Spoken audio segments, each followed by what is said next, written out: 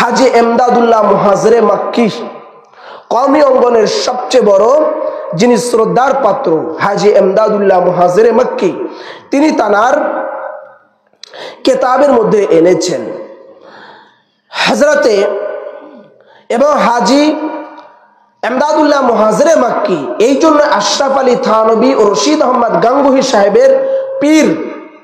হাজী এমদাদুল্লাহ মুহাজিরে মাক্কি ছিলেন আশরাফ আলী থানভী এবং রশিদ আহমদ গাঙ্গুহির পীর সাহেব। हाजी एमदादुल्लाह मुहाजिरे मक्की बोले ये अकीदा के मजलिसे मौलूद में हुजूर पुरनूर सल्लल्लाहु अलैहि वसल्लम रखनुक अफरुज होते हैं। उस अकीदा को कुफूर और शरीक कहना हुद से बरना है। ये बाद अकलान व नकलान मुमकिन है। अर्थात तिनी बोलेছেন হুজুর সাল্লাল্লাহু আলাইহি সাল্লামকে মিলাদ মাহফিলে হাজির হন এবং এই আকীদাকে শিরিক বলা বাড়াবাড়ি। এই আকীদা কুরআন ও সুন্নাহর যুক্তিতে উভয় মতে জায়েজ। ফায়সালাতে হাফতে মাসালা এই কিতাবের মধ্যে লিখেছেন। এই যে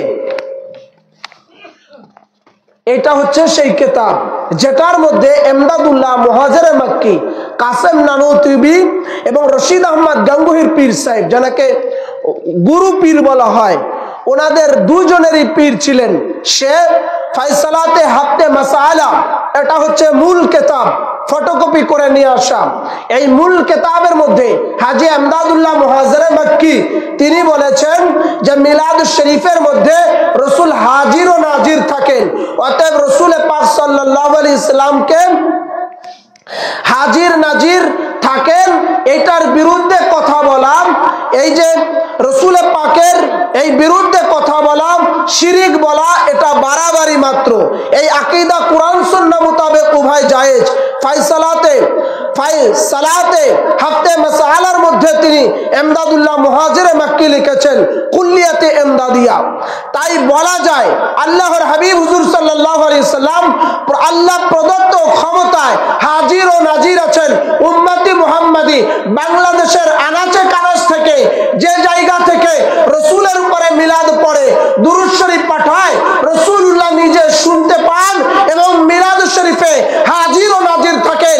যার কারণে আমাদের সেই চোখ নাই, আমরা দেখতে পাই না, আল্লাহর ওয়ালিরা দেখতে পান। যার কারণে আমরা ওই বিশ্বাস রেখে, ঈমান রেখে